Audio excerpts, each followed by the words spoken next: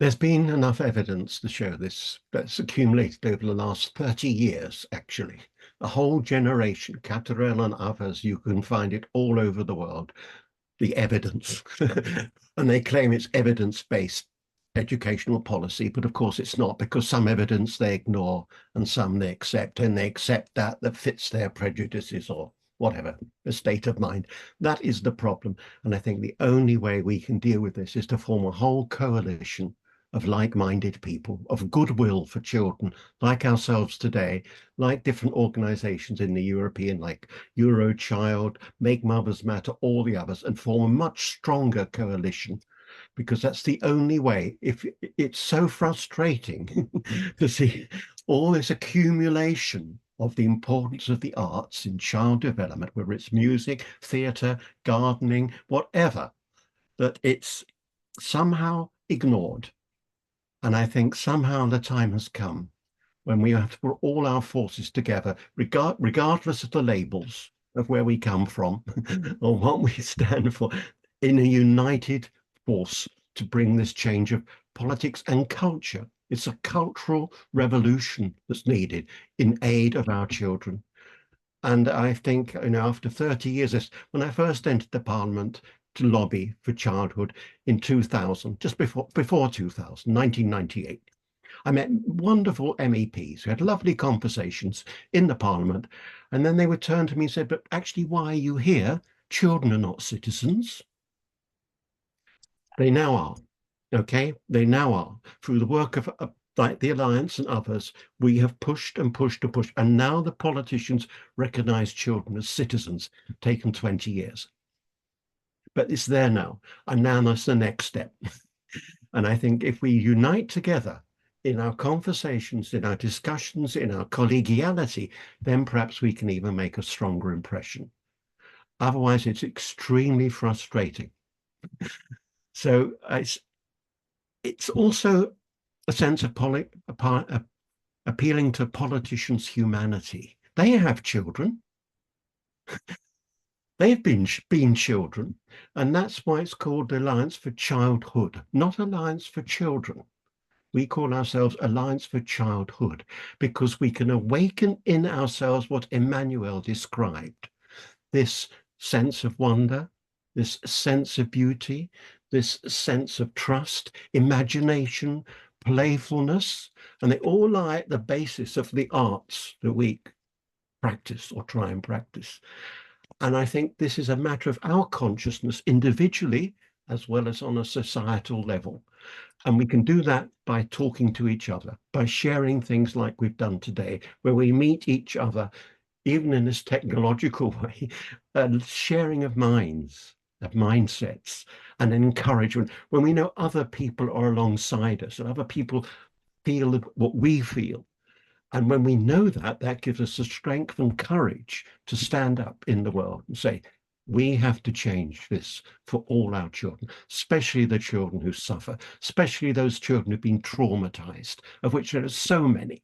The children who are impoverished, children who are disadvantaged as well, that we can transform their lives if we can work together. We have to show that example that we can. There are no boundaries in childhood.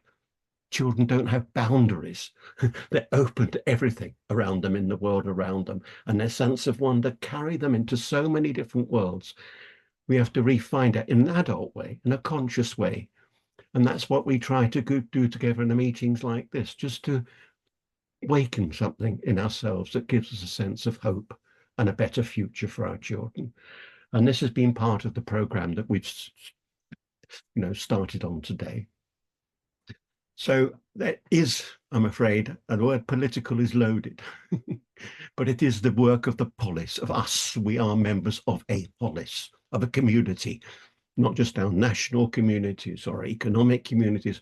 We are part of the community fighting for the children's rights to an arts-rich education, arts-rich experience, and the families behind it to be able to see, appreciate, and develop that in their own family structure as well. So it's a very wide-ranging goal we've set ourselves. But listening today and listening to a video, that sense of joy that came across as they walked through the streets of Madrid, or the impression of Selma and Kevin and their appreciation of what they can do, gives us this, I think, a hope that we can still bring about the change, although we've been fighting for it for 30 years. We can still do it. So I think we're coming a bit towards the end. Is there anybody got any comments or questions they'd like to make before we conclude this session today? There is a good sharing in the chat about WHO that Maria shared, and also some comment about Luisa about the Italian situation. So if you want to share just what you were before closing the event.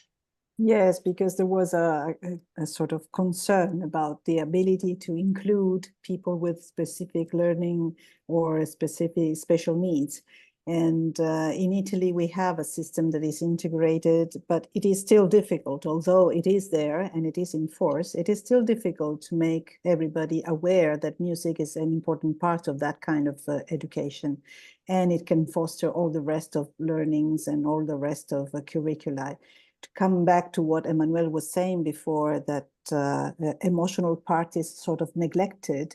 We have, as people probably all over the world throughout the last 2 centuries, we have probably preferred to look into productivity, and productivity was sort of on the other spectrum of emotional behavior. It was seen as something being on the other spectrum. But right now, I think there will be a wave of comeback, because we know that productivity alone leads to mental illness. And so we know that things are actually going back into a more complete human being where everything is fused. Thank you, Lisa. I think complete human being. That's the theme of our work, that completeness, that wholeness of being human, and humane as well as human. Thank you. So has anybody got anything they'd like to add to finish off today's session? No. I'll just tell you a little story, if I may. I was visiting Melbourne in Australia, working on just my social emotional education work on behalf of a Spanish foundation. And I went into a school, a primary school, 100 children, all immigrants, all highly traumatized children. Suddenly in a society they didn't understand, the parents couldn't speak the language, having terrible experiences as refugees in Australia. Life for refugees there were certainly very difficult in many respects. There were very strict rules. And in the school they had a special system where a young musician in their 20s, before they'd been trained in music school, but before starting their professional life, gave 6 months working in schools just playing their instrument. And there were this little class of traumatized children sitting there, and the musician comes in and sings with them, plays the cello or the violin, and it's enough. Just that changed these children. You could see already in the expression in their faces, their gestures, in a small dose. They weren't becoming musicians like in El Sistema. They just listened. And you could feel something in the children just relaxing, just being there. And that's all the musician did. They weren't trained teachers. All they did was give part of their lives to play for children. And these were children that are highly damaged, but you could see already and feel. And the results of this have also been evaluated, evidence-based in Australia. And the results are astounding. Better pro-social behavior, better mental health, less bullying, more joyful schools, teachers enjoying their work more, and better academic achievement. And this again is the message again and again and again. And I think our role together is really to use this as much as we can. So that was a little personal experience that really moved me. Just that, just watching their eyes when they listened to a cello. It was amazing, amazing. So thank you all very much for attending today. And I hope we meet again in the future and can continue our work together in the future. If you want to be on our mailing list, please do subscribe. This is, as I said, the 93rd such session in such areas. We're going to persist. We'll get to at least 100 in a year and a half. We held 4 a year in the Parliament. It's all on the internet, and we really would appreciate more people working with us in any way. It's non-committal.